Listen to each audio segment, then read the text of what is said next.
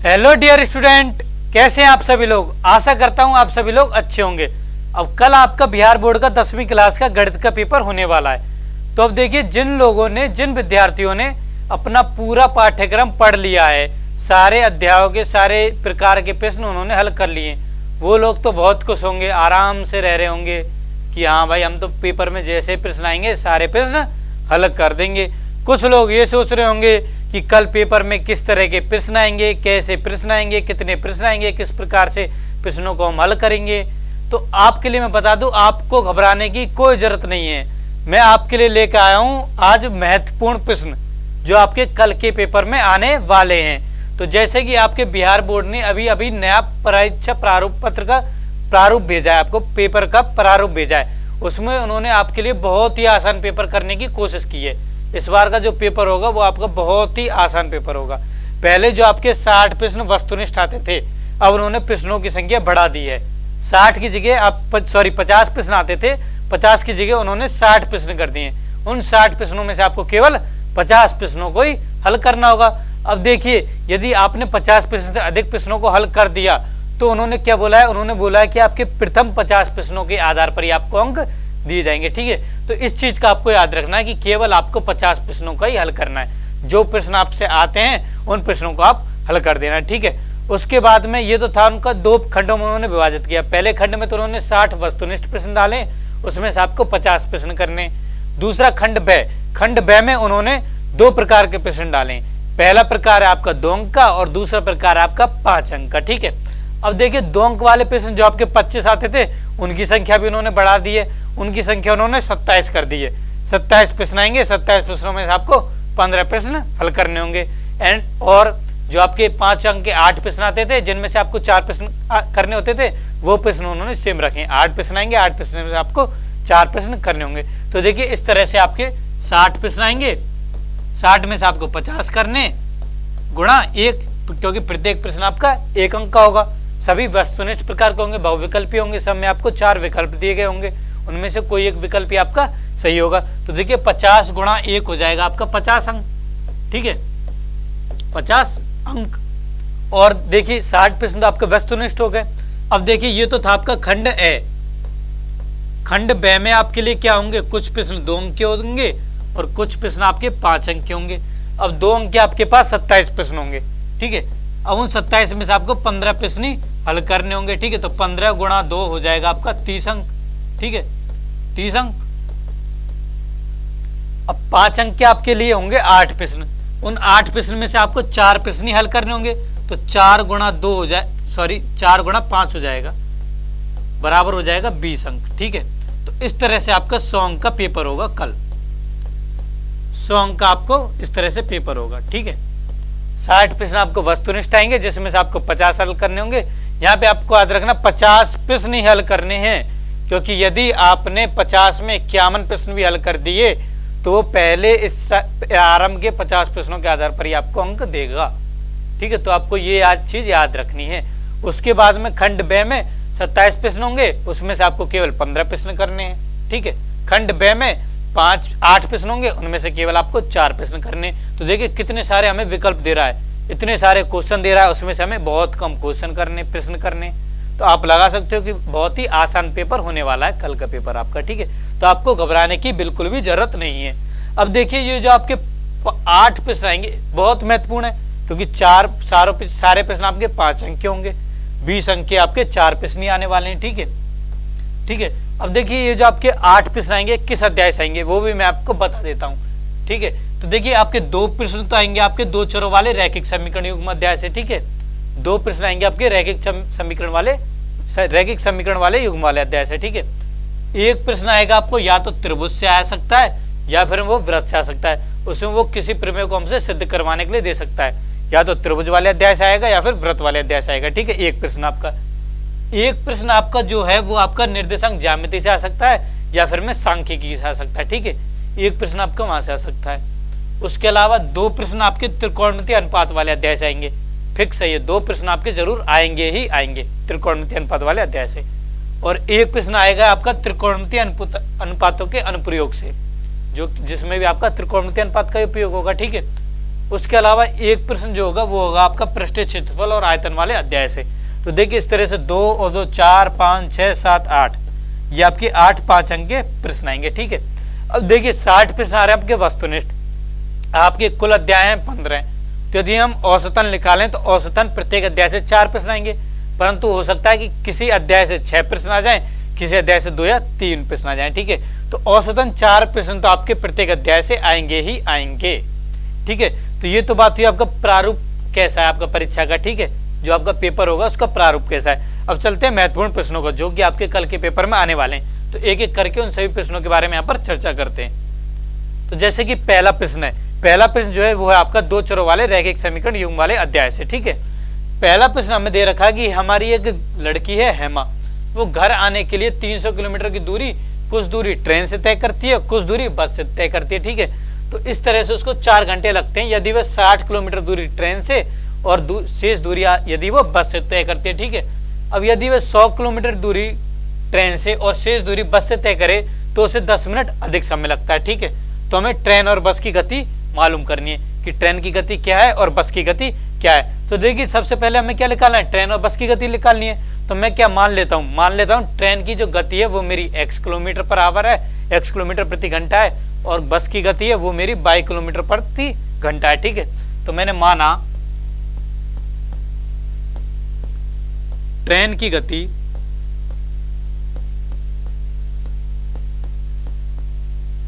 बराबर है मेरी x किलोमीटर प्रति घंटा, x किलोमीटर प्रति घंटा। ठीक है, और बस की गति है, बस की गति वो है मेरी 22 किलोमीटर प्रति घंटा। ठीक है, अब आप सभी जानते हैं समय क्या होता है, समय होता है आपका दूरी बटे चाल, समय बराबर होता है दूरी बटे चाल। ठीक है, समय बराबर दूरी बटे चाल।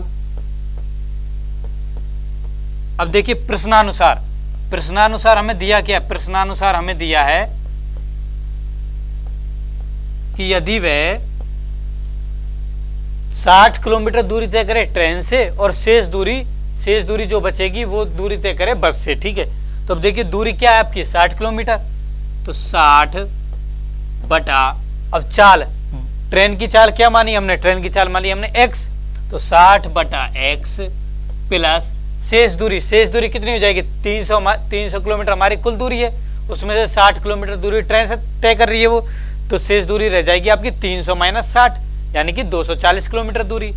तो 240 बटा में, अब बस की गति क्या मानी हमने, बाई मानी थी, तो 240 बटा बाई बराबर हो जाएगा कुल कितना समय लगा 4 घंटे लगे, तो बराबर 4 घंटे। ठीक है, इसे मैं ले लेता हूं समीकरण नंबर 1। ठीक है, इसी तरह से समीकरण 2 लिखते हैं। समीकरण 2 के लिए जो दूसरी हमें जानकारी दी गई है उसके आधार पर समीकरण 2 बनाते हैं। ठीक है, तो देखिए दूसरी जानकारी में बोला है कि इसमें 100 किलोमीटर ट्रेन से दूरी तय कर रही है, तो यहाँ पे हो जाएगा 100 बटा x हो जाएगा, प्लस में अवशेष दूरी कितनी होगी 300 माइनस 100 यानी कि 200 रहेगी, तो 200 बटा 22 बराबर, अब देखिए इतनी दूरी तय करने में उसे पहले जो 4 घंटे लगते थे उससे 10 मिनट अधिक समय लग रहा है। ठीक है, तो 4 घंटे तो लग ही रहे, प्लस में 10 मिनट अधिक लग रहा है। अब देखिए मिनट को मैं घंटे में परिवर्तित कर देता हूं, तो देखिए 1 घंटे में हमारे 60 मिनट होते हैं। ठीक है, तो ये हो जाएगा 10 बटा 60। ठीक है, इसको आगे सरल कर लेते हैं, तो ये हो जाएगा 4 धन 1 बटा 6, यहाँ से 6 आपका एलसीएम आ जाएगा, तो 6 चौका 24 प्लस 1 25 बटा 6, तो ये हो गया 25 बटे 6। अब देखिए इसके बाद मैं क्या करता हूँ, इसके बाद में 1 बटा x को मैं a मान लेता हूँ और 1 बटा y को मैं b मान लेता हूँ। ठीक है, तो यहाँ से देखिए ये बन जाएगा 60a प्लस 240b बराबर हो जाएगा 4। अब मैं क्या करता हूँ, अब मैं प्रत्येक पद में 60 का भाग दे देता हूँ। ठीक है, तो यदि मैं यहाँ पे 60 का भाग दूंगा तो बटा 60, यहाँ पे भाग दूंगा बटा 60, यहाँ पे भाग दूंगा बटा 60। ठीक है, अब देखिए 60 बटा 60 तो 1 हो जाएगा, तो 1 गुणा 1 a गुणा a आपका a हो जाएगा। ठीक है, तो a प्लस में 240 बटा 60 हो जाएगा 4, 4 गुणा b हो जाएगा 4b, तो 4b बराबर, अब 4 बटा 60 हो जाएगा 1 बटा 15।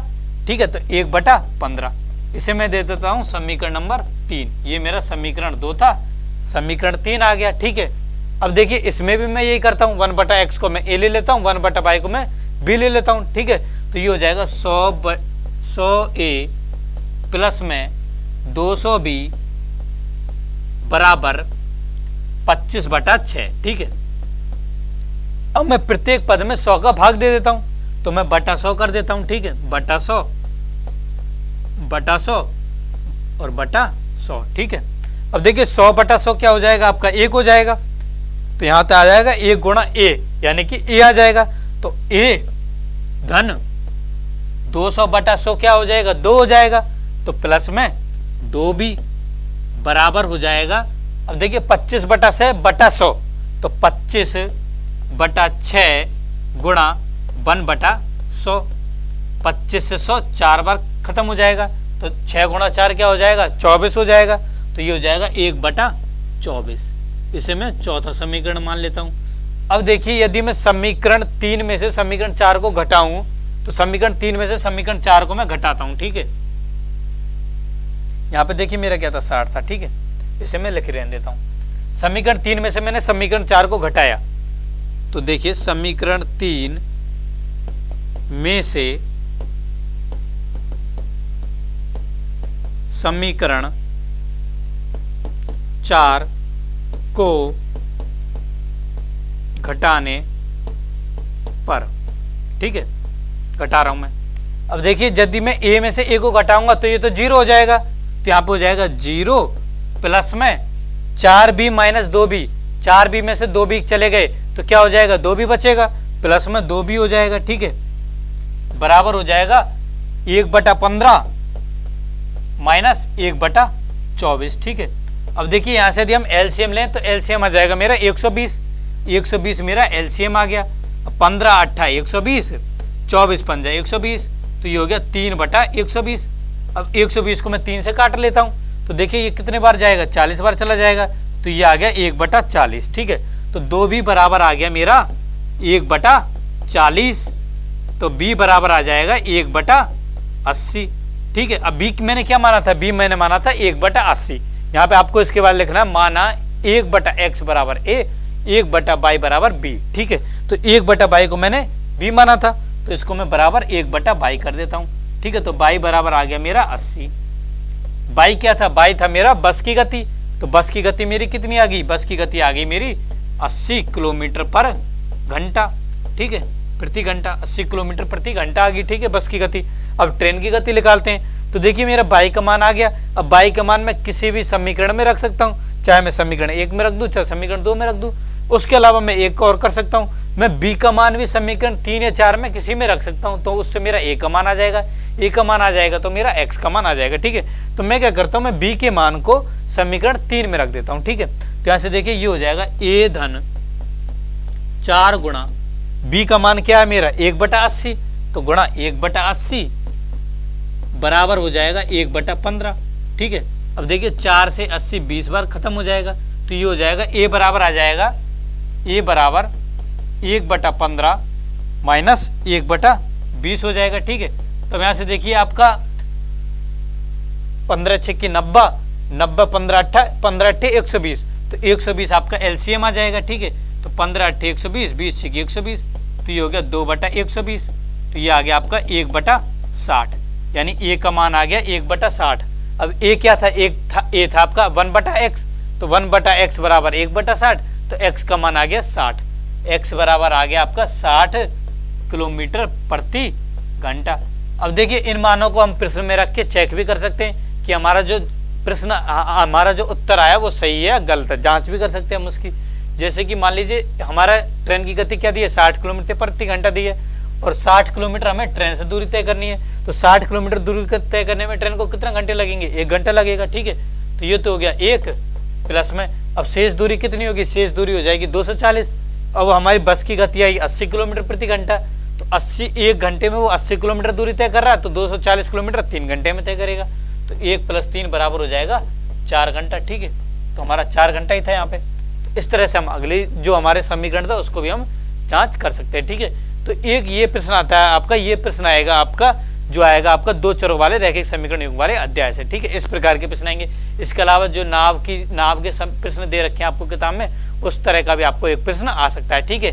तो ये है आपके दो चरों वाले रैखिक समीकरणों वाले अध्याय से प्रश्न, महत्वपूर्ण प्रश्न। ठीक है, अगला प्रश्न देखते हैं। अगला प्रश्न भी आपका इसी अध्याय से, बट परंतु इसमें एक परिवर्तन है। इसमें हमें जो प्रश्न को हल करना है वो करना हमें आलेखीय विधि से हल। ठीक है, आपको एक प्रश्न जरूर आएगा ही आएगा आलेखीय विधि से हल करने का, जिसमें आपको एक ग्राफ दिया जाएगा पेपर में।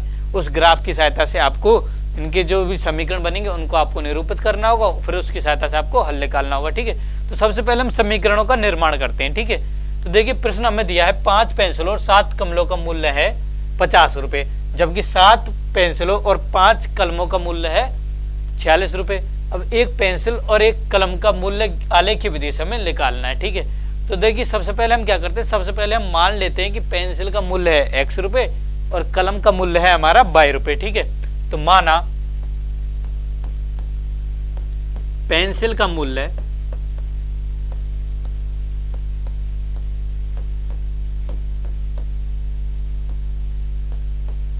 बराबर है x रुपए। ठीक है, x रुपए है और कलम का मूल्य है y रुपए। ठीक है, कलम का मूल्य है मेरा y रुपए। अब देखिए प्रश्नानुसार, प्रश्न में हमें क्या बोला गया, प्रश्नानुसार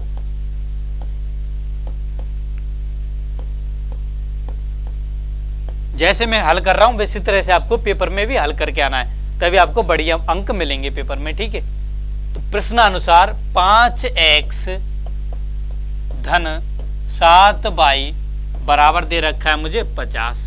इसे मैं समीकरण 1 ले लेता हूं। दूसरा समीकरण बनेगा जब 7x धन 5y, ये मुझे बराबर दे रखा है 46। इसे मैं समीकरण 2 ले लेता हूं। ठीक है, अब देखिए इसके बाद आपको क्या करना है, इसके बाद आपको समीकरण 1 का आपको रेखा बनानी है। समीकरण 1 जो रेखा है उसको आपको ग्राफ पेपर पर बनाना है। समीकरण 2 जो रेखा है उसको आपको ग्राफ पेपर पर बनाना है। अब आप बनाओगे कैसे उसको समझ लेते हैं। ठीक है, तो देखिए यदि मैं समीकरण 1 को सबसे पहले लूं तो देखिए मैं क्या करूंगा, सबसे पहले मैं देखिए इस तरह से एक चार्ट बनाऊंगा। ठीक है, यहां पर मैं इस तरह से करूंगा, यहां पर मैं x लिखूंगा, यहां पर मैं y लिखूंगा। ठीक है, इसके बाद में अब 3 बिंदु निकालूंगा। ठीक है, 3 4 जितने बिंदु आप निकालना चाहो उतना निकाल सकते हो, बट 3 बिंदु से भी आपका रेखा बन जाएगी। ठीक है, सबसे पहले मैं क्या करूंगा, सबसे पहले मैं x बराबर, देखिए जो भी आपको वैल्यू रखनी है, जो भी आपको x का y का मान रखना है वो ऐसा मान रखना है कि आपका जो भी अंक है वो आपके जो पूर्णांक संख्याएं होती हैं उन्हीं में से। ठीक है, तो अब देखिए यदि मैं x बराबर, यदि मैं y बराबर 5 रखूं तो देखिए y 7 पे 35 हो जाएगा, 50 माइनस 35 15 हो जाएगा, तो x का मान वहां से आ जाएगा। तो y बराबर मैं 5 रखता हूं सबसे पहले। ठीक है, y बराबर मैंने 5 रखा तो ये हो जाएगा 5x प्लस में 7 गुणा 5 हो जाएगा 35 प्लस 35 बराबर 50। तो 5x बराबर हो जाएगा 50 माइनस 35, तो ये हो जाएगा 15। ठीक है, 15 हो जाएगा। अब x बराबर हो जाएगा 15 बटा 5, x का मान आ गया 3। ठीक है, x का मान मेरा 3 आ गया, तो एक बिंदु आ गया मेरा 3,5। दूसरा बिंदु निकालने के लिए मैं y बराबर 0 रख देता हूं। y बराबर जब मैंने 0 रखा तो ये तो क्या हो गया, 0 हो गया, तो 5x बराबर आ गया 50, तो x बराबर हो गया 50 बटा 5, x बराबर हो गया 50 बटा 5। तो दूसरा बिंदु आ गया 10,0। ठीक है, 10,0 मेरा दूसरा बिंदु आ गया। अब तीसरा बिंदु निकालते हैं। तीसरा बिंदु के लिए देखिए मैं क्या करता हूं, तीसरे बिंदु के लिए मैं y बराबर यदि मैं 10 रख देता हूं। ठीक है, y बराबर मैंने 10 रख दिया तो ये हो गया 70 हो गया, तो ये हो जाएगा 5x धन 70 बराबर हो जाएगा 50। तो 5x बराबर हो जाएगा 50 माइनस 70 यानी कि माइनस 20। ठीक है, तो x बराबर हो गया माइनस 20 बटा 5 यानी कि -4। तो x का मान आ जाएगा -4। ठीक है, इस तरह से आप चौथा पॉइंट बिंदु भी निकाल सकते हो। ठीक है, मैं 3 बिंदु की सहायता से इस प्रश्न को हल करूंगा। ठीक है, अब इसी तरह से ये तो मैंने समीकरण 1 के लिए बिंदु निकाले, इसी तरह से समीकरण 2 के लिए बिंदु निकालते हैं। ठीक है, तो समीकरण 2 के लिए बिंदु निकालते हैं। अब देखिए समीकरण 2 में भी हम इसी तरह से बनाएंगे। सबसे पहले x y। ठीक है, अब देखिए समीकरण 2 क्या दिया है, समीकरण 2 हमें दिया है 7x प्लस 5y बराबर 46। ठीक है, अब देखिए मैं सबसे पहले मैं क्या करता हूं, सबसे पहले मैं x का मान ऐसा रखता हूं कि मेरे पूर्णांक आ जाएंगे। ठीक है, तो यदि मैं x बराबर 1 रखूँ तो देखिए 7 होगा, 46 माइनस 7 करूंगा तो 39 आएगा, तब y का मेरा पूर्णांक मान नहीं आ रहा। 2 रखा, x बराबर 2 रखा तो 7 दूनी 14 होगा, तब भी नहीं आएगा। 3 रखूंगा तो 7 तिया 21 हो जाएगा। अब 46 माइनस 21 मेरा क्या होता है, 25 होता है। 25/5 5 आ जाएगा, ठीक है। तो मैं x बराबर 3 रखता हूँ सबसे पहले, ठीक है। x बराबर मैंने 3 रखा तो ये हो गया 21 धन 5y बराबर हो गया 46। तो यहाँ से 5y बराबर हो जाएगा 46 माइनस 21 यानी कि 25 हो जाएगा। तो y बराबर आ जाएगा 5, ठीक है। y बराबर 5। एक बिंदु तो मेरे को ये आ गया। दूसरा बिंदु निकालते हैं। अब x का मान मैंने 3 रखा, 4 रखूंगा तो 7 चौक 28 हो जाएगा, 5 रखूंगा 35 11 बच जाएगा, 6 रखूंगा 42 4 बच जाएगा, 7 रखूंगा 49 3 बचेगा, 8 रखूंगा 56 तो आ जाएगा, ठीक है। तो x का मान यदि मैं 8 रखूं तो देखिए 8 7 क्या हो जाएगा, 56 हो जाएगा। तो 56 धन 5y बराबर हो जाएगा 46। तो यहाँ से देखिए 5y बराबर हो जाएगा आपका -10। तो y बराबर आ जाएगा -2। तो y का मान आ गया -2, ठीक है। अब देखिए अब मैं x का ऋणात्मक मान भी ले लेता हूँ, ठीक है। यदि मैं x बराबर -7 रखूंगा तो हो जाएगा 53 हो जाएगा। यदि मैं x बराबर -2 रखूंगा, सॉरी x बराबर -1 रखूंगा तो ये -7 हो जाएगा। 46 + 7 हो जाएगा 53। तो y बराबर 53/5 पूर्णांक नहीं है। अब मैं x बराबर -2 रखूंगा तो ये -14 हो जाएगा, वहां जाएगा तो +14 हो जाएगा। 46 + 14 क्या हो जाएगा, 60 हो जाएगा, ठीक है। तो मैं x बराबर -2 रखता हूँ। x बराबर -2 रखा तो ये -14 हो गया। तो -14 धन 5y बराबर हो गया 46। तो 5y बराबर हो गया 46 + 14 यानी कि 60 हो गया। तो y बराबर आ गया 60/5 यानी कि 12। तो इस तरह से मेरे ये 3 बिंदु आ गए, ठीक है। सबसे पहले आपको बिंदु निकाल लेने प्रत्येक रेखा के, ठीक है। अब आपको दिया होगा ग्राफ पेपर, ठीक है। ग्राफ पेपर दिया होगा। अब उसके बाद ग्राफ पेपर में आपको एक्स अक्ष और वाई अक्ष बनानी है, ठीक है। ग्राफ पेपर जो आपको दिया गया होगा उसमें आपको एक्स अक्ष और वाई अक्ष बनानी है। जैसे कि आपने ये बना ली, ठीक है। या आपने एक्स अक्ष बना ली या आपने वाई अक्ष बना ली, ठीक है। आपको देखिए एक का वहां पर क्या दिया गया होगा, खाने दिए गए होंगे, ठीक है। खाने दिए गए होंगे। खाना मतलब खाना नहीं है, यहाँ पर वहां पर खाने होते हैं, ठीक है। 1-1 सेंटीमीटर के वहां पे खाने दिए गए होते हैं, जैसे एक्स अक्ष पर ऐसे ही वाई अक्ष पर, ठीक है। अब देखिए पहला बिंदु आपको लेना है 3,5, ठीक है। यदि मैं इस पहले वाले समीकरण की बात करूं तो देखिए 1 2 3 पर चलना है। एक्स वाली लाइन पर 3 होना चाहिए, वाई वाली लाइन पर 5 होना चाहिए। तो 1 2 3 4 5 इस तरह से आपको चलने हैं। एक्स वाली लाइन पर तो आपको 3 तक चलना है एक्स अक्ष पर, वाई अक्ष की तरफ जाएंगे तो 5 पे चलना है, जो आपका लंबवत रेखा होती है उसके अंदर, ठीक है, उस बिंदु के अंतर्गत। तो मान लीजिए आपका यहाँ बिंदु आ गया, ठीक है। एक बिंदु आपको यहाँ आ गया, इस तरह से आपको चिन्हित कर लेना है। दूसरे बिंदु पे जाना है, एक्स बराबर 10 है, वाई बराबर 0 है। एक्स बराबर 10 आपका यहाँ कहीं होगा, ठीक है। आगे जाके यहाँ पे होगा तो आपको इसको कर लेना है। उसके बाद में एक्स बराबर -4 है, वाई बराबर 10 है। एक्स बराबर -4 यहाँ कहीं होगा, वाई पे 10 पे चलना है तो यहाँ पे होगा, ठीक है। अब हम तीनों पॉइंटों को यहाँ पर मिला देंगे, ठीक है। मिला देंगे तो आपकी एक सीधी रेखा जाएगी। जब आप ग्राफ पे बनाओगे तो आपकी एक सीधी रेखा बनेगी, ठीक है। इसी तरह से हम इससे रेखा बनाएंगे। एक्स बराबर 3 वाई बराबर 5 लेंगे, 3 पर वाई का मान 5 ले लेंगे, ठीक है। यही बिंदु होगा आपका। फिर एक्स बराबर 8 पर -2 ले लेंगे, ठीक है। एक्स बराबर 8 आप यहाँ कहीं होगा, -2 आपका यहाँ कहीं होगा, ये बिंदु हो जाएगा। उसके बाद -2 पर 12 लेंगे, यहाँ पर -2 होगा, यहाँ पर आपका 12 हो जाएगा, ठीक है। अब इन तीनों बिंदुओं को मिला देंगे तो इससे एक रेखा बन जाएगी। तो देखिए ये रेखा, जो दोनों रेखाएं हैं किसी बिंदु पर एक दूसरे को कट करेगी, प्रतिच्छेद करेंगी। तो जो आपका प्रतिच्छेदन बिंदु जो होगा ना, वो हो जाएगा आपका इसका हल। ये जो प्रश्न होगा इसका हल हो जाएगा। जो आपका प्रतिच्छेदन बिंदु होगा उससे आप क्या करोगे, लंबवत रेखा आप एक्स अक्ष पे डालोगे, उस प्रतिच्छेदन बिंदु से लंबवत रेखा वाई अक्ष पे डालोगे। तो जिस लंबवत रेखा एक्स अक्ष को जिस बिंदु पर काटेगी, प्रतिच्छेद करेगी, वो बिंदु हो जाएगा आपका एक्स का मान हो जाएगा, ठीक है। वो जो मान होगा वो आपका एक्स का मान हो जाएगा। इसी तरह से जो वाई अक्ष पर जहां पर काटेगी वो आपका वाई का मान हो जाएगा। तो इस तरह से आपका एक्स और वाई का मान हल हो जाएगा, ठीक है। एक्स और वाई का मान वहां से आपका आ जाएगा। उस तरह से हमें इस आलेखीय विधि की सहायता से इस प्रश्न को हल करना है, ठीक है। तो ये बात होगी आपके 2 प्रश्न जो कि आपके 2 चरों वाले रैखिक समीकरणों से आने वाले हैं। अब चलते हैं अगले प्रश्न पर। अगला जो प्रश्न है वो है आपका त्रिभुज वाले अध्याय से, और ये बहुत ही आसान प्रश्न, कई बार पूछा जाता है कि इसकी प्रश्न की कोई गिनती ही नहीं है। बिहार बोर्ड क्या, UP board, Rajasthan board, MP board, जितने बोर्ड हैं सब प्रश्नों में 1-2 साल में प्रश्न आता ही रहता है। कौन सा प्रश्न है ये, जानते नहीं हम इसे, पाइथागोरस प्रमेय। पाइथागोरस प्रमेय का प्रश्न जरूर आता है। ये सीधे प्रमेय सिद्ध करने को आ जाए या फिर में इसका कोई प्रश्न आ जाए, 2 अंक का कोई प्रश्न भी आ सकता है इसका। यदि ये प्रमेय सिद्ध करने को आ जाएगी तो 5 अंक की आ जाएगी, ठीक है। 5 अंक का प्रश्न भी आ सकता है इससे, इस प्रमेय से संबंधित, ठीक है। प्रमेय को देखते हैं। प्रमेय आपकी सीधी सी है कि सिद्ध करना है कर्ण का वर्ग अन्य 2 भुजाओं के वर्गों के योग के बराबर होता है। सिद्ध कैसे करते हैं, देखिए सबसे पहले हम क्या करते हैं, सबसे पहले हम इसका चित्र बनाते हैं। चित्र क्या बनाते हैं, मैं एक त्रिभुज ले लेता हूं। मान लीजिए मैंने एक त्रिभुज ले लिया ये, ठीक है। ABC मेरा ये त्रिभुज है जिसमें जो B जो है वो समकोण है, ठीक है। अब देखिए इसके बाद मैं रचना करूंगा। रचना में मैं क्या करूंगा, मैं शीर्ष B से सामने वाली भुजा AC पर मैं एक लंब खींचूंगा, ठीक है। मान लीजिए ये मैंने लंब खींचा D, ठीक है। तो मैं लिखता रहता हूं, ठीक है। तो सबसे पहले आपको क्या लिखना है, सबसे पहले आपको लिखना दिया है, ठीक है। दिया क्या है आपको, दिया है आपको एक त्रिभुज दिया है। एक त्रिभुज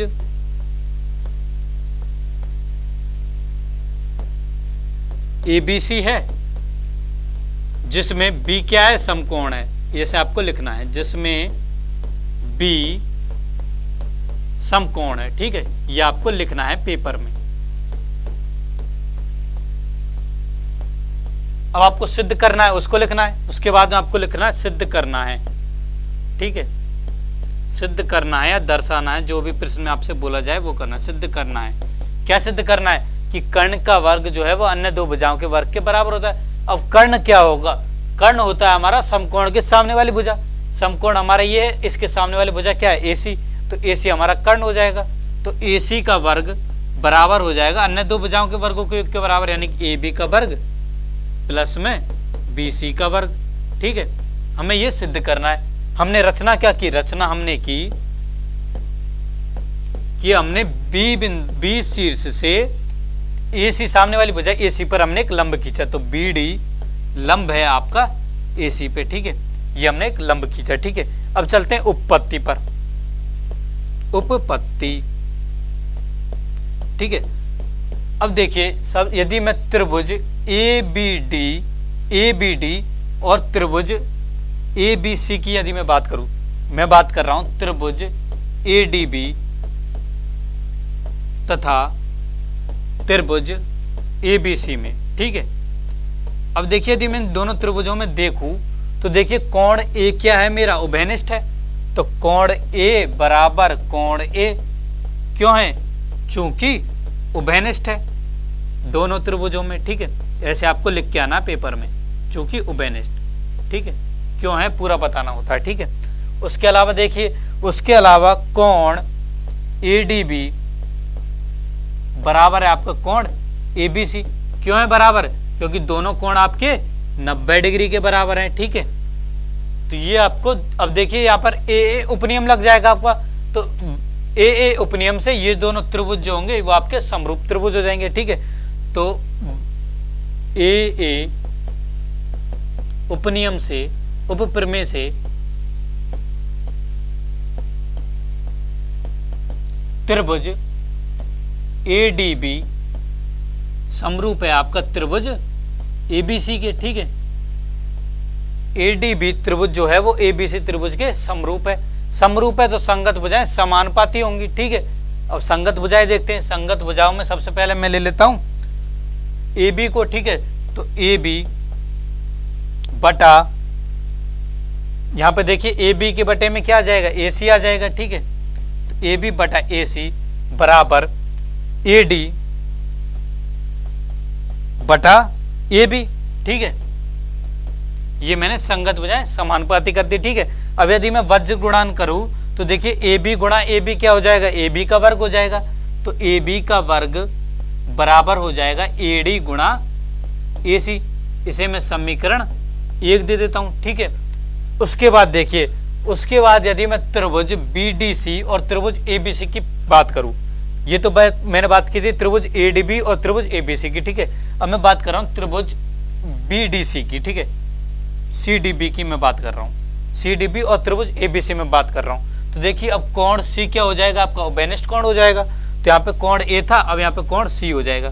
कोण C आपका उभयनिष्ठ हो जाएगा, ठीक है। इसके अलावा कोण ADB बराबर कोण ABC होगा। 90 डिग्री को होगा। अब ADB की जगह यहाँ पे क्या हो जाएगा, CDB हो जाएगा। ठीक है, अब UAA ऊपर में से क्या हो जाएगा आपका त्रिभुज CDB समरूप हो जाएगा आपका त्रिभुज ABC के।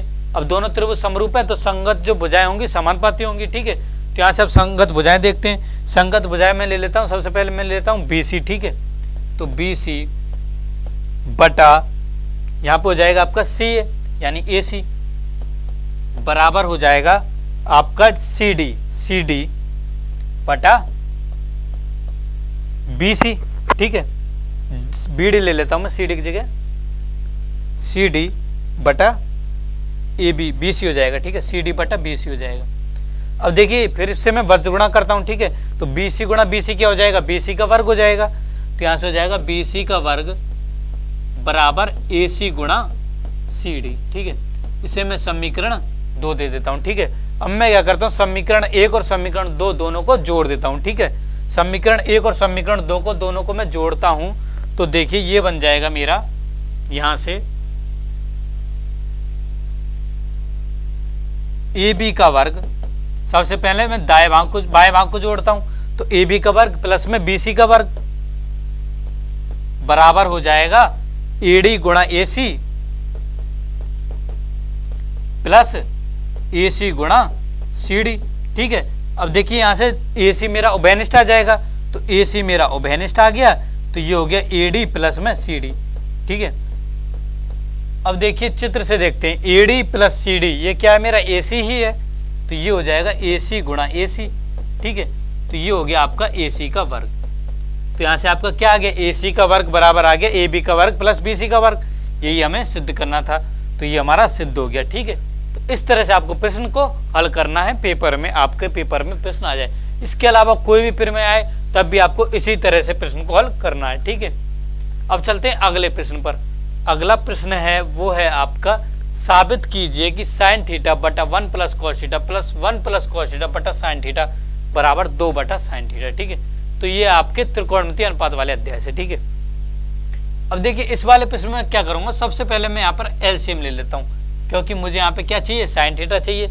यदि वहाँ पे कुछ और चाहिए होता तो मैं कुछ परिवर्तन करता। ठीक है, साइन थीटा तो मुझे यहाँ दे रखा है। ठीक है, तो सबसे पहले मैं इसको आगे सरल करता हूँ। ठीक है, मैं यहाँ पे एलसीएम ले लेता हूँ। एलसीएम में लेता हूँ तो देखिए एलसीएम मैंने लिया तो ये बन जाएगा मेरा साइन थीटा गुणा 1 प्लस कॉस थीटा बन जाएगा। उसके बाद देखिए अंश में क्या बनेगा, अंश में देखिए यहाँ पर साइन थीटा था। ठीक है, तो देखिए यहाँ पे 1 प्लस कॉस थीटा था, तो ये तो कट गया, तो साइन थीटा बच गया। तो साइन थीटा का मुझे साइन थीटा से गुणा करना होगा, तो यहाँ हो जाएगा साइन थीटा गुणा साइन थीटा। ठीक है, धन, अब देखिए यहाँ पे साइन थीटा है, यहाँ पे साइन थीटा गुणा 1 प्लस कॉस थीटा है। साइन थीटा से साइन थीटा तो कट गया, परंतु 1 प्लस कॉस थीटा रह गया, तो 1 प्लस कॉस थीटा का गुणा होगा 1 प्लस कॉस थीटा से, तो ये हो जाएगा 1 प्लस कॉस थीटा गुणा 1 प्लस कॉस थीटा। ठीक है, अब देखिए आगे इसको हल करते हैं, तो देखिए यहां से साइन थीटा गुणा साइन थीटा क्या हो जाएगा आपका, साइन स्क्वायर थीटा, तो ये हो गया साइन का वर्ग थीटा प्लस, अब देखिए ये हो गया आपका 1 प्लस कॉस थीटा का वर्ग। ठीक है, तो ये हो गया 1 प्लस कॉस थीटा का वर्ग। अब देखिए हम जानते हैं a प्लस बी का वर्ग बराबर होता है a का वर्ग प्लस 2ab प्लस b का वर्ग। ठीक है, ये हमारा होता है, तो इस हमारे जो ये हमारा गुणधर्म है इसका हम यहाँ पर उपयोग करते हैं। ठीक है, तो यहाँ से ये हो जाएगा साइन स्क्वायर थीटा साइन का वर्ग साइन थीटा का वर्ग प्लस a प्लस बी का वर्ग, इसका लगाते हैं तो 1 का वर्ग प्लस में कॉस थीटा का वर्ग प्लस में 2 गुणा 1 गुणा कॉस थीटा। ठीक है, ये हो जाएगा। अब बटा में देखिए, बटा में क्या दे रखा था, बटा के तो हमने यहाँ पे लिखा ही नहीं, बटे में हमें दे रखा था साइन थीटा गुणा 1 प्लस कॉस थीटा, तो बटा में था हमारा साइन थीटा गुणा 1 प्लस कॉस थीटा। ठीक है, बटे में लिख देते हैं साइन थीटा गुणा 1 प्लस कॉस थीटा। ठीक है, अब देखिए इसके बाद मैं क्या करता हूं, इसके बाद मैं sine square theta plus cos square theta, sine square theta plus cos square theta होता है आपका 1 के इक्वल। ठीक है, तो मैं इसको 1 के इक्वल कर देता हूं, तो हो जाएगा 1 प्लस 1 का वर्ग क्या होता है आपका 1 होता है, तो मैं इसको 1 कर देता हूं, प्लस 2 गुणा 1 हो जाएगा 2, तो 2 गुणा cos थीटा हो जाएगा 2 cos थीटा, प्लस में 2 cos थीटा, ठीक है, डिवाइड बाई, अब ये हो जाएगा sin थीटा गुणा 1 प्लस cos थीटा, ठीक है। अब देखिए 1 और 1 2 हो जाएगा, तो 2 प्लस 2 cos थीटा हो जाएगा, बटा हो जाएगा sin थीटा गुणा 1 प्लस cos थीटा, ठीक है। अब देखिए यहां से 2 यदि मैं उभयनिष्ठ निकाल लूं अंश में से, तो ये हो गया 1 प्लस cos थीटा आ गया, ठीक है, बटा यहां हो जाएगा sin थीटा गुणा 1 प्लस cos थीटा, ठीक है। 1 प्लस cos थीटा से 1 प्लस cos थीटा तो कट जाएगा, तो ये आ गया आपका 2 बटे sin थीटा, और यही आपका दायां भाग था, तो बायां भाग बराबर आ गया आपका दाएं भाग के, यहाँ आप LHS लिए, ठीक है, ये आ गया आपका RHS, तो LHS बराबर RHS आ गया, तो हमने साबित कर दिया, ठीक है। तो इस तरह से आपको प्रश्नों को हल करना है अपने पेपर में, ठीक है। Excuse me. अब चलते हैं अगले प्रश्न पर, ठीक है। अगला प्रश्न में आपको देखिए त्रिकोणमिति का दे रखा है, उसमें बोला गया सिद्ध कीजिए कि cos a minus sine A plus 1 बटा cos a plus sine A minus 1 बराबर cos a के प्लस cot a, ठीक है। इस प्रश्न को हल करने के मेरे पास 2 विधि हैं, ठीक है, एक एक करके मैं दोनों विधियों से इस प्रश्न को हल करूंगा। सबसे पहले मैं बात करता हूं पहली विधि की। पहली विधि में क्या करता हूं, जो कि आप साधारणतः करते हैं कि सबसे पहले हम क्या करते हैं, cos a के कोट दे रखा है, तो यहाँ पे मुझे cos a के कोट बनाना पड़ेगा, तो मैं क्या करता हूँ sin a को अंश और हर दोनों से उभयनिष्ठ निकाल लेता हूँ, ठीक है। अंश से उभयनिष्ठ निकाला मैंने sin a, ठीक है, सबसे पहले, तो ये बन जाएगा cos a बटा sin a minus sin a बटा sin a प्लस 1 बटा sin a, ठीक है। बटा में हो जाएगा आपको, हर में हो जाएगा, यहां से भी sin a उभयनिष्ठ निकाला, तो ये हो जाएगा cos a बटा sin a plus sin a बटा sin a माइनस 1 बटा sin a, ठीक है। अब देखिए sin a से sin a तो कट जाएगा, cos बटे sin ये होता है आपका cot, तो यहां से हो जाएगा cot a minus sin a बटा sin a हो जाएगा 1, तो माइनस 1 प्लस में 1 बटा sin हो जाएगा cosec, तो प्लस में cosec a बटा, अब देखिए cos बटा sin क्या हो जाएगा, cot हो जाएगा, तो cot a माइनस 1 बटा sin क्या हो जाएगा, cosec हो जाएगा, तो माइनस cosec a प्लस में sin a बटे sin a 1 हो जाएगा, तो प्लस में 1, ठीक है। अब देखिए इसके अलावा आपने एक गुणधर्म पढ़ा होगा, त्रिकोणमिति की एक प्रॉपर्टी होती है, गुणधर्म होता है, वो होता है आपका कोसेक स्क्वायर थीटा बराबर होता है आपका 1 प्लस कोट स्क्वायर थीटा, ठीक है। तो यहां से यदि हम cosec square theta minus cot square theta बराबर देखें तो वो होता है 1, या फिर मैं बोल सकता हूं कि 1 जो है वो मेरा cosec square theta minus cot square theta के बराबर होता है, कोसेक थीटा का वर्ग माइनस कोट थीटा का वर्ग उसके बराबर होता है, ठीक है। तो यहाँ पे देखिए अंश और हर दोनों में 1 का मान रखता हूं, ठीक है। तो देखिए अंश में रखता हूं तो ये हो जाएगा cot A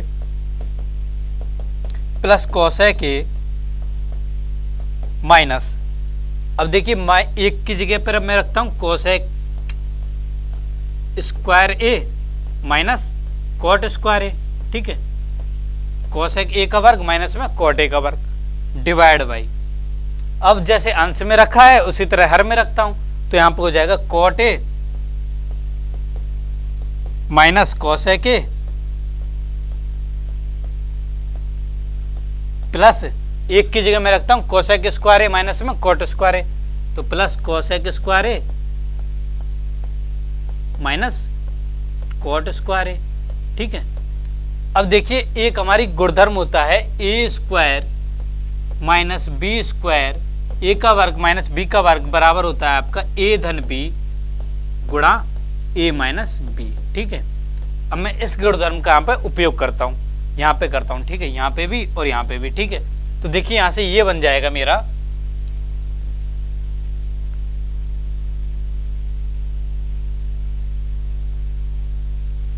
cot A plus में cosec A, cot A plus cosec A minus, यहां पे मैंने इस गुणधर्म का उपयोग किया तो ये हो गया minus cosec A plus cot A गुणा कोसेक ए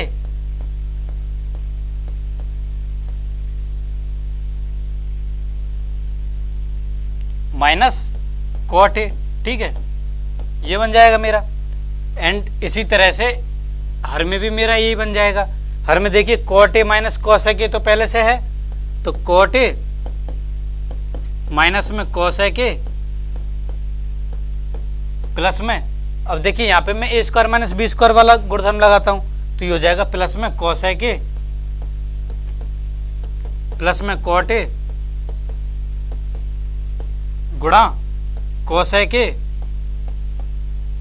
माइनस में कॉट ए। ठीक है, अब देखिए अंश में से, अंश में यदि मैं इसको एक लूं और ये मेरा बी है, ये मेरा ए है, ये मेरा बी है, तो देखिए दोनों से मेरा कॉट ए प्लस में कॉस ए कॉमन आ जाएगा, उभयनिष्ठ आ जाएगा। तो उभयनिष्ठ ले लेता हूं, तो उभयनिष्ठ आ गया मेरा कॉट ए प्लस में कॉस ए के। ठीक है, ये मेरा उभयनिष्ठ आ गया। अब देखिए यहाँ पे क्या बचेगा, यहाँ पर मेरा एक बच जाएगा, तो एक माइनस, अब यहाँ बचेगा माइनस कॉस ए के माइनस गुणा माइनस प्लस हो जाएगा तो प्लस कॉट ए। ठीक है, ये बच जाएगा।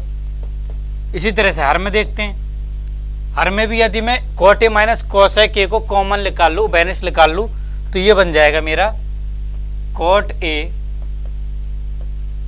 माइनस कोसेक ए को यदि मैं उभयनिष्ठ निकाल लूं तो यहां पे देखिए ये बन जाएगा मेरा 1 धन, यहां हो जाएगा मेरा मैं cosec A plus cot A को उभयनिष्ठ निकाल रहा हूं। ठीक है, तो cosec A plus cot A को मैं उभयनिष्ठ निकाल रहा हूं, तो यहां से देखिए ये बन जाएगा cosec A plus cot A, cot A minus cosec A ही आएगा उभयनिष्ठ। तो cosec A minus cot A यदि मैंने उभयनिष्ठ निकाल लिया यहाँ से, तो यहाँ पे देखिए यहाँ तो हो जाएगा -1, तो -1 प्लस में यहाँ पे हो जाएगा आपका कोसेक ए प्लस में कॉट ए प्लस में कोसेक ए प्लस में कॉट ए। ठीक है, ये बन गया। ठीक है, अब देखिए कहीं हमने कुछ गलती तो नहीं की, हमने कोई गलती नहीं की। हमने क्या किया, कोस को कोस अपॉन में साइन कर दिया, तो ये कॉट ए हो गया था, कॉट ए माइनस में -1 -1 प्लस में कोसेक ए हो गया था, तो कॉट ए प्लस में कोसेक ए हुआ था, माइनस में एक की जगह हमने रख दिया कोसेक स्क्वायर ए माइनस में कॉट स्क्वायर ए। ठीक है, तो यहाँ तक तो हमारा बिल्कुल ठीक था। उसके बाद में हमने यहाँ पर भी cos upon sine cot A minus में कोसेक ए लिखा, प्लस में 1 लिखा था, तो 1 को हमने कोसेक स्क्वायर ए माइनस में कॉट स्क्वायर ए कर दिया था। ठीक है, इसको हमने cosec A minus cot A cosec A plus cot A कर दिया था, कॉट ए माइनस कोसेक यहाँ से हमने उभयनिष्ठ निकाल लिया था cosec A minus cot A. ठीक है, तो यहाँ हो गया था -1 प्लस में कोसेक ए प्लस में कॉट ए। इसी तरह से यहाँ से भी हमने इसी तरह से उभयनिष्ठ निकाल लिया था कॉट ए प्लस में कोसेक ए।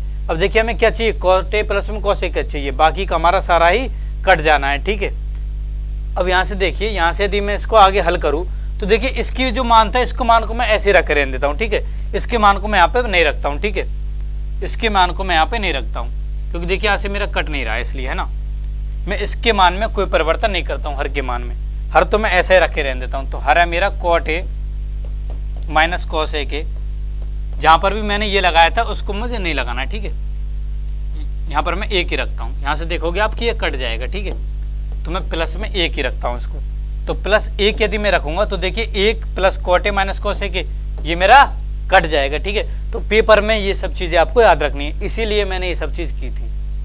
मुझे पता था कैसे करना है, परंतु फिर भी मैंने ऐसे किया था, क्योंकि मुझे पता था कि बच्चे कहाँ पर गलती करते हैं। बच्चे इस जो गुणधर्म है इसको दोनों जगह लगा देते हैं, फिर कंफ्यूज होते हैं कि किस तरह से हम इसको हल करेंगे। तो मैंने भी आपको उसी तरह से बताया जिस तरह से साधारणतः बच्चे गलतियां करते हैं। ठीक है, तो आपको इस तरह से करना है, परंतु मैंने बता दिया कि किस तरह से आपको करना है। ठीक है, यहाँ से कट जाएगा तो ये आ जाएगा आपका कॉट ए प्लस में कॉस ए के, तो कॉट ए प्लस में कोसेक है। तो ये आपके आ गया LHS बराबर RHS। तो इस तरह से आपको प्रश्न को हल करना था, सिद्ध करना था। ठीक है, अब चलते हैं अगले प्रश्न पर। अगला प्रश्न आपका त्रिकोणमिति के अनुप्रयोग से। ठीक है, उस प्रश्न को देखते हैं। प्रश्न में बोला गया कि एक मीनार की चोटी पर बैठा हुआ आदमी पाता है कि उसके ठीक दाएं और बाएं जमीन पर दो वस्तुओं के अवनमन कोण क्रमशः 45 डिग्री और 60 डिग्री हैं। यदि मीनार की ऊंचाई 100 मीटर हो तो दोनों वस्तुओं के बीच की दूरी निकालनी है। ठीक है, तो देखिए त्रिकोणमिति अनुप्रयोग के जितने भी प्रश्न आए, सबसे पहले आपको उनको चित्र बनाना है। जो भी प्रश्न में जानकारी दे रखी हो, उन जानकारी के आधार पर आपको सबसे पहले उसका चित्र बनाना है। ठीक है, तो देखिए हमें क्या दिया है, एक मीनार दी है। सबसे पहले मीनार पे सोचते हैं, ये हमें मीनार दी है। ठीक है, मीनार की ऊंचाई हमें दे रखी है 100 मीटर। अब देखिए इस मीनार की छत पर, इस मीनार की चोटी पर आदमी बैठा हुआ है। यहाँ पर ये आदमी बैठा हुआ है। अब ये जो आदमी है अपने ठीक दाएं और बाएं जमीन पर दो वस्तुओं को देखता है। ठीक है, तो देखिए दायां भाग आपका ये वाला हो जाएगा। ठीक है, ये आपका बायां वाला भाग हो जाएगा, ये आपका दायां वाला भाग हो जाएगा। ठीक है, ये आपका बायां है, ठीक है, और ये आपका दायां है। ठीक है, अब देखिए बाएं तरफ ये वस्तु रखी गई है। इस वस्तु का इस आदमी से अवनमन कोण ही होगा, क्योंकि देखिए व्यक्ति का ऊपर से वो नीचे की तरफ देख रहा है, आंखें उसको नीचे झुकानी पड़ रही हैं, नीचे झुकानी पड़ रही हैं, तो नीचे झुकानी पड़ रही हैं तो अवनमन कोण हो जाएगा। ठीक है, तो ये आपका अवनमन कोण हो जाएगा। ये आदि आपकी ये सीधी रेखा है, तो ये आपका जो कोण होगा, ये वाला जो कोण होगा, ये आपका अवनमन कोण होगा। ठीक है, बाएं तरफ के लिए अवनमन कोण हमें क्या दे रखा है, बाएं तरफ के लिए दे रखा है 60 डिग्री, तो ये हो जाएगा आपका 60 डिग्री। ठीक है, इसको मैं यहाँ से मिला देता हूँ। इसी तरह से दाएं तरफ ये वस्तु रखी गई है, दाएं तरफ का अवनमन कोण क्या हो जाएगा, दाएं तरफ का अवनमन कोण होगा आपका ये वाला कोण, और ये वाला कोण आपको दे रखा है 45 डिग्री। ठीक है, ये वाला आपको 45 डिग्री दे रखा है। अब देखिए ये आपका 60 डिग्री, ये दोनों रेखाएं आपकी समांतर रेखाएं हैं। समांतर रेखाएं तो आपके जो एकांतर कोण है वो बराबर होंगे। ठीक है, तो ये 60 डिग्री है, तो ये भी आपका 60 डिग्री होगा।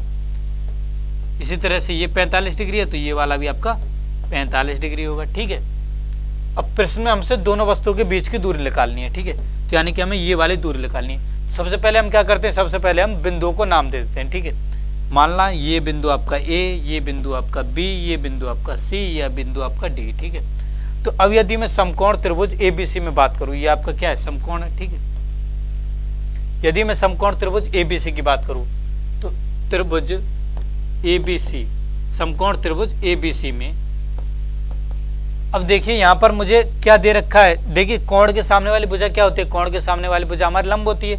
तो लंब हमें दिया है, हमें क्या निकालना है, आधार निकालना है। तो कौन सी हम त्रिकोणमिति अनुपात का उपयोग करें जिससे हमारा आधार आ जाए, लंब दे रखा हो तो हम tan थीटा का उपयोग करते हैं। ठीक है, तो त्रिभुज ABC में tan 60 डिग्री बराबर हो जाएगा आपका, चित्र से हम देखते हैं तो चित्र से 60 लंब क्या है आपका BC है, तो BC बटा आधार है आपका AB। ठीक है, कैसे याद रखोगे आप, लाल बटे कक्का से याद करोगे। ठीक है, मैंने आपको बताया भी था। ठीक है, जब मैंने आपको चैप्टर वीडियो पढ़ाई थी तब मैंने आपको बताया था कि किस तरह से आपको याद रखना, लाल बटे कक्का से आपको याद रखना है। ठीक है, तो देखिए BC की आपको लंबाई दे रखी है 100 मीटर, तो BC की आपकी लंबाई होगी 100 मीटर बटा AB की लंबाई हमें निकालनी है, तो बटा AB।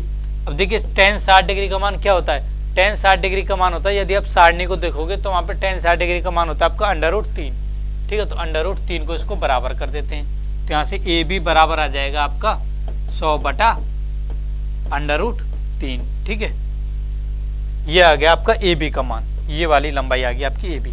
और देखिए आपकी इकाई क्या हो जाएगी, इकाई हो जाएगी आपकी मीटर। ठीक है, क्योंकि ये वाली जो हाइट ऊंचाई दे रखी है आपकी मीटर में दे रखी है। ठीक है, अभी AB का मान आ गया, अब चाहिए BD का मान। ठीक है, अब देखिए यदि मैं अब समकोण त्रिभुज CBD की बात करूं तो समकोण त्रिभुज CBD में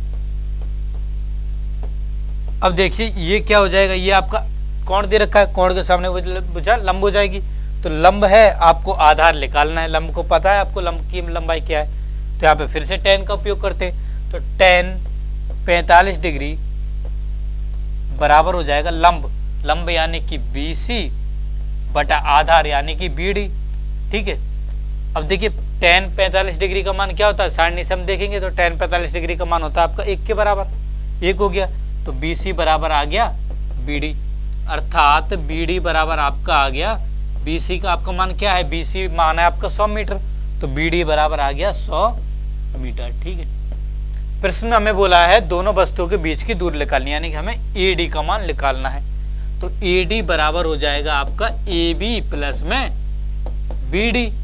ठीक है, AB का आपने मान निकाला 100/√3 प्लस BD का मान आ गया आपका 100।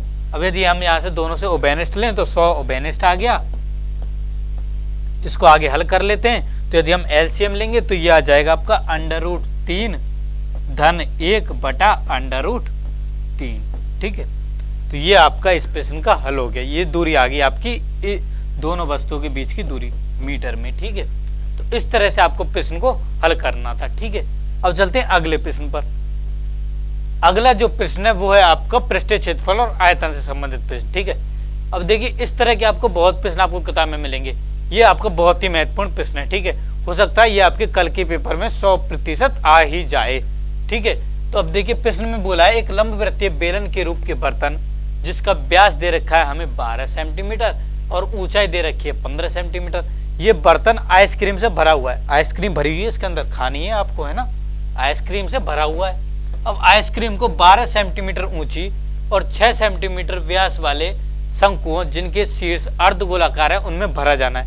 आइसक्रीम को आपको खाना नहीं है, उनको शंकुओं में भरना है जिनकी जो शीर्ष है वो आपको अर्धगोलाकार है। ठीक है, उसके बाद ही आप खा सकते हो, में भरा जाना है। तो अब हमें शंकुओं की संख्या बतानी है कि जिनमें आइसक्रीम को भरा जाना है, यानी आप कितने शंकुओं को खाओगे, हमें उनकी संख्या बतानी है कितने शंकु होंगे। ठीक है, तो अब देखिए सबसे पहले ऐसी चीजों में क्या होगा, हमारा जो उसका आयतन है, आइसक्रीम का आयतन तो हमारा बराबर रहेगा, चाहे हम कहीं पे पटके उसको, चाहे हम बर्तन में डालें, कैसे बर्तन में डालें, बेलनाकार में डालें, गोलाकार में डालें, घनावाकार में डालें या फिर में शंकु में डालें, सब में आयतन तो उसका सेम ही रहेगा, समान ही रहेगा। आइसक्रीम थोड़ी ना कम हो जाएगी हमारी, आइसक्रीम तो वही की वही रहेगी किसी भी बर्तन में रखें। ठीक है, तो अब देखिए दोनों का आयतन बराबर कर देते हैं। सबसे पहले मैं क्या करता हूँ, बेलन का आयतन निकालता हूँ। बेलन का आयतन देखिए व्यास दे रखा है मुझे 12 सेंटीमीटर, तो त्रिज्या हो जाएगी R बराबर हो जाएगी 12/2 यानी कि 6 सेंटीमीटर हो जाएगी। ठीक है, ऊंचाई मुझे दी है 15 सेंटीमीटर बेलन की।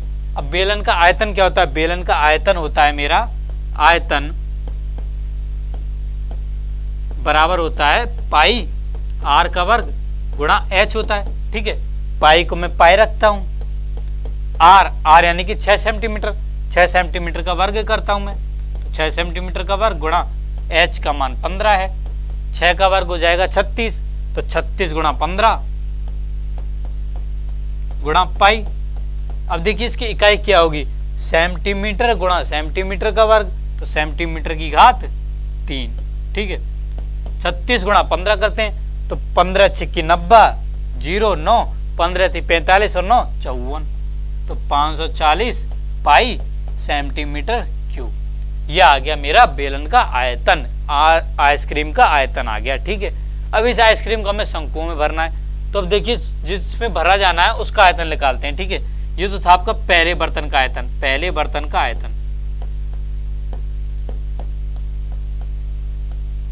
ठीक है, अब दूसरे बर्तन का आयतन निकालते हैं। ठीक है, अब दूसरा बर्तन जो है वो आपका देखिए एक तो आपका शंकु से मिलकर बना है और उसका जो शीर्ष है वो आपका अर्धगोलाकार है। ठीक है, तो दूसरे बर्तन का आयतन हो जाएगा आपका, एक तो शंकु का आयतन 1/3 पाई R स्क्वायर H होता है। ठीक है, धन अब देखिए अर्धगोलाकार है वो भी है, उसका भी आयतन लगेगा।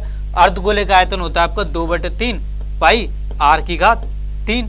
ठीक है, अब यहां से एक एक करके मान रखते हैं। अब यहाँ पे देखिए शंकु के लिए हमारा ऊंचाई दे रखी है 12 सेंटीमीटर और व्यास दे रखा है 6 सेंटीमीटर, तो ये तो थी आपकी R1। ठीक है, ये आपका H1 था।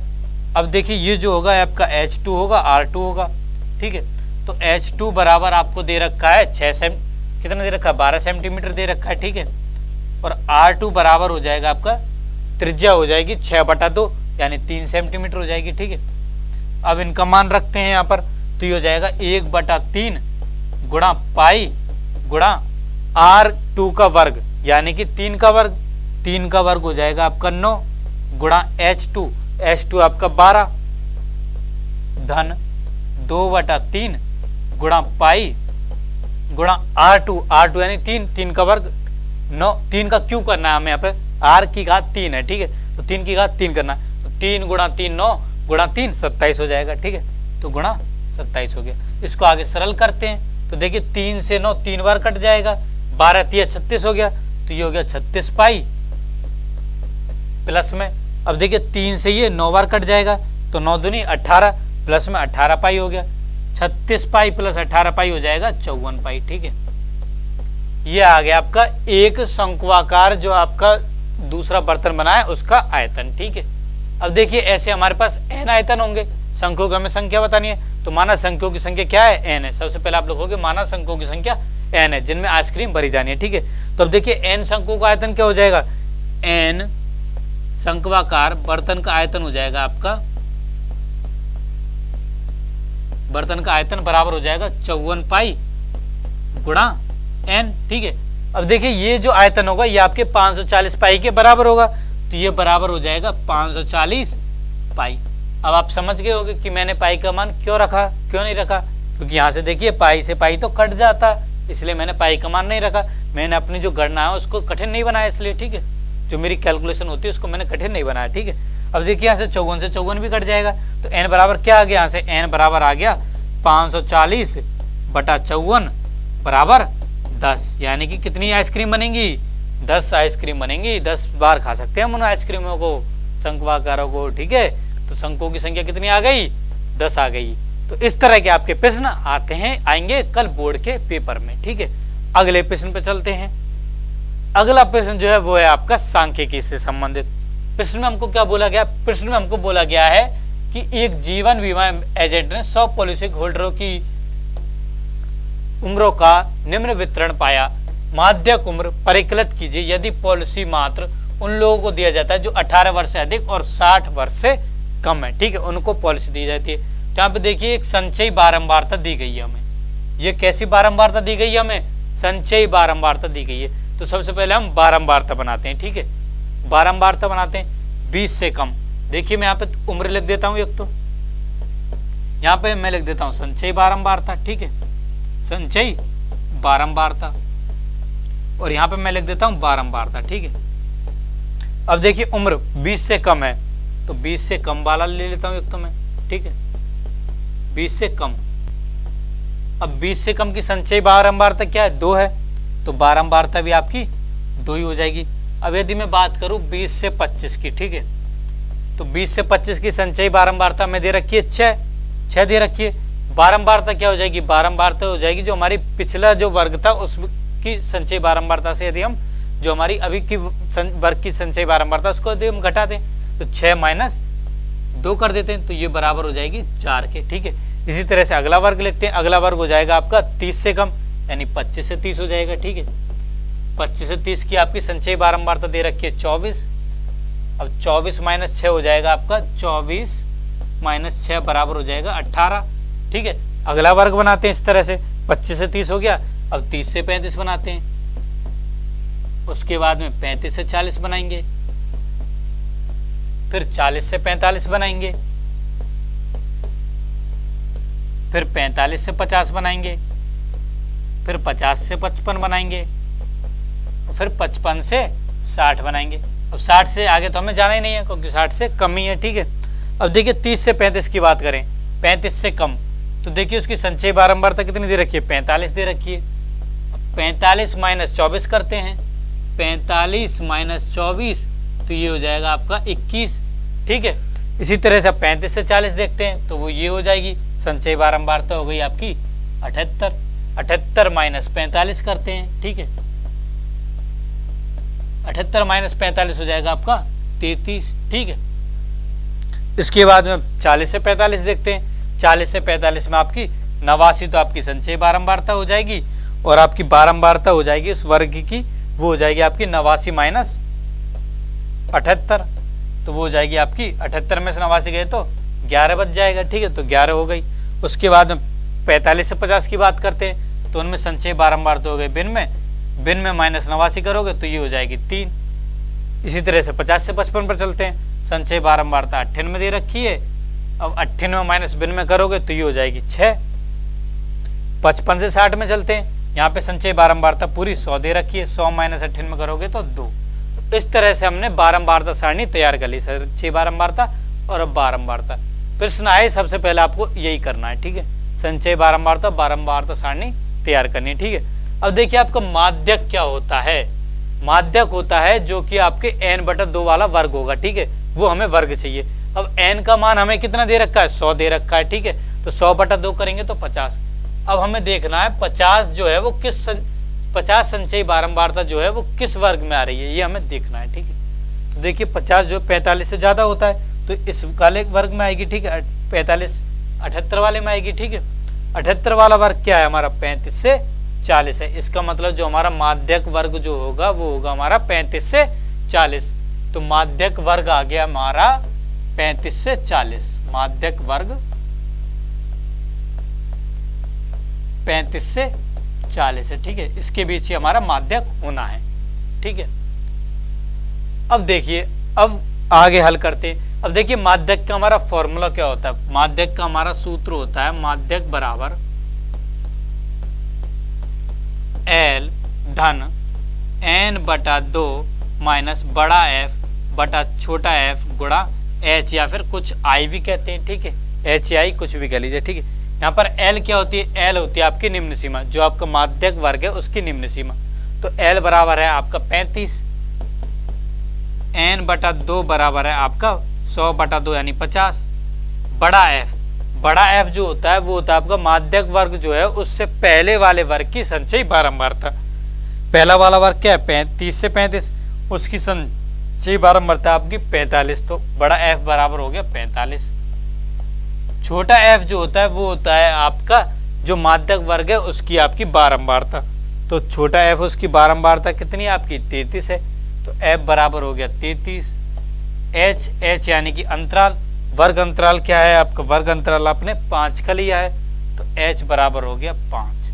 सबका मान रखते हैं अब इस सूत्र में, ठीक है, मान रखते हैं तो माध्यक बराबर क्या आ जाएगा, माध्यक बराबर आपका आ जाएगा, यहां से मैं मान रखता हूं तो माध्यक आ जाएगा आपका 35 प्लस 50 माइनस 45 बटा 33 गुणा 5, ठीक है। तो यहां से हो गया 35 प्लस 50 माइनस 45, ये हो जाएगा 5, 5 गुणा 5 हो जाएगा 25, तो 25/33, ठीक है। इसको आगे हल करते हैं, 25/33 करते हैं, ठीक है। तो 33 में 25 में 33 का भाग देना है, पहले पॉइंट आ गया, 0 हो गई। अब देखिए 25 में यदि मैं 8 बार दूंगा तो 8 × 24, 8 × 24 264 हो जाएगा, ठीक है। तो 8 का नहीं जा रहा, 7 का जाएगा, ठीक है, तो पॉइंट 7 कर देता हूं, ठीक है। अब देखिए 7 का दिया तो देखिए 7 के दूंगा तो कितना आ जाएगा, अब आ जाएगा ये 7 × 21 7 × 21 यानी कि 231 आ जाएगा, ठीक है। तो 231 आ गया, उसके बाद आ गया 19 190। अब चला जाएगा आपका 6 बार चला जाएगा, 6 बार से ज्यादा जाएगा, पहले 5 बार दे देते हैं क्योंकि 6 बार से कितना हो जाएगा, ये हो जाएगा 198।